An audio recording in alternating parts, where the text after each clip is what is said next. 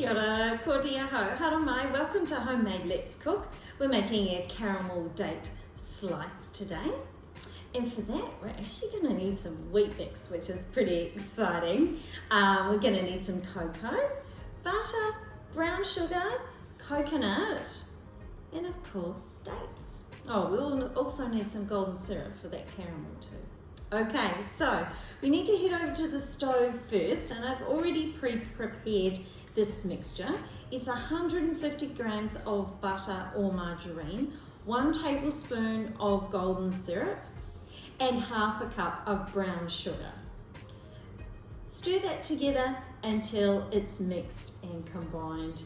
The butter's melted and then removed from the stove. Make sure you've done it in a saucepan that is big enough for the rest of your ingredients, hence I've got my large one here.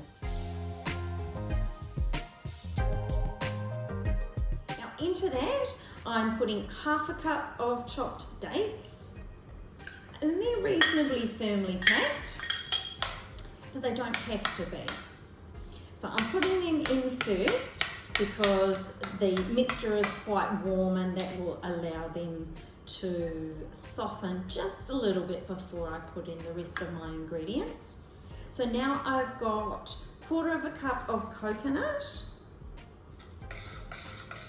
I'm just going to give that a mix as I add each ingredient, but you can just put them all in, it's okay too.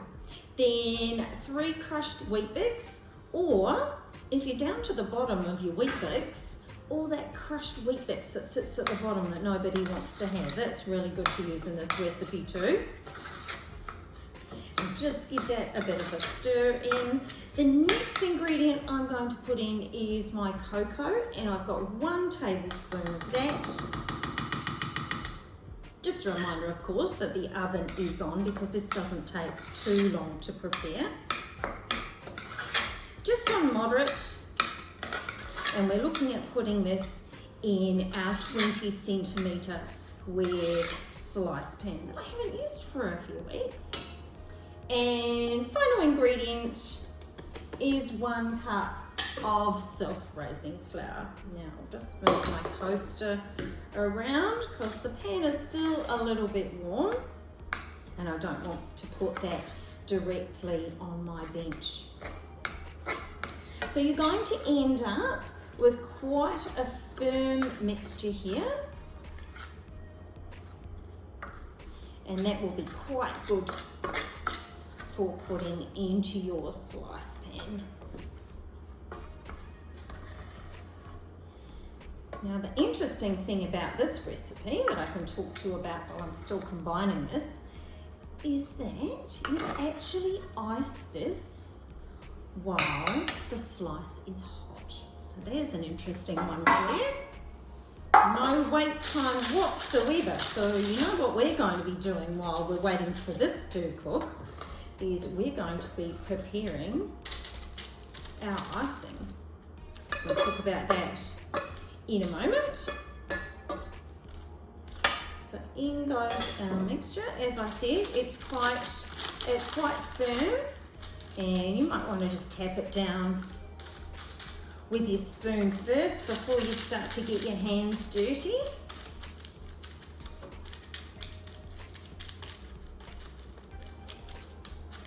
So let's just talk about what you're going to need for your icing, and it's not too complicated.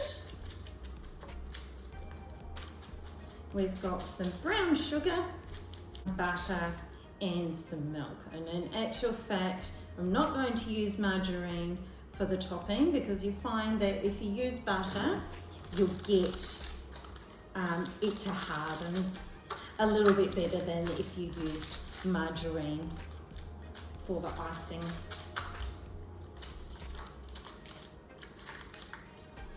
Of course, you can keep this in the fridge anyway, which should keep the icing firm. Doesn't matter if you use margarine if you need to.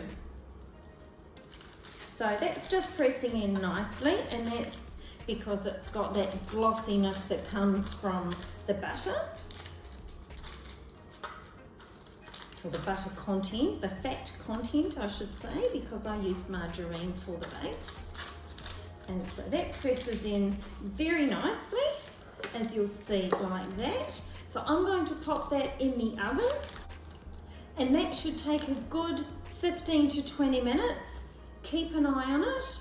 And in the meantime, I'm going to see you at the stove because we're going to get our icing ready. So here we are at the stove, ready to make our icing, our caramel icing. 1 cup of brown sugar, 2 tablespoons of butter, and 2 tablespoons of milk.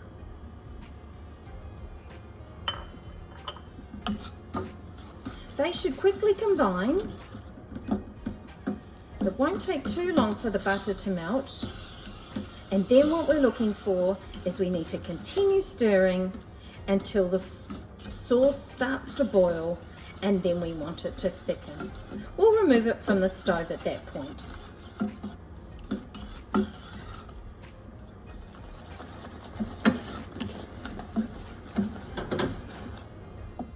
Now you want to time everything just right for this recipe. So our slices just come out of the oven. It's firm to the touch, and depending on when you made your icing will depend on how much it may have already cooled down or not. If it has cooled down and started to crystallize, just warm it up on the stove top again. So both of these are relatively hot. And also you'll probably find a little bit of that caramel will soak into the top here as well, which will be just stunning. So in it goes. You might need to give it a quick spread around before it starts to harden. And of course we're doing this still inside the pan, and we're going to let it cool inside the pan as well. So spread it around as quickly as you possibly can, because we want it to stay warm, and therefore it will end up nice and glossy when it starts to cool down, and keep that glossy sheen about it. So do that as quickly as you possibly can.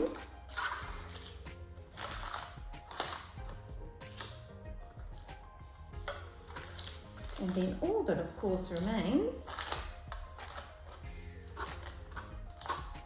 is to wait for it to completely cool down, and then we can cut it into the shape of our choice, and I'll see you back then. So my slice is cooled, the icing is hardened. Now all I have to do is cut it up. I think I'll cut it into those lovely triangle shapes. So I cut my square block in half. I cut it in 3, and then I cut across the diagonal.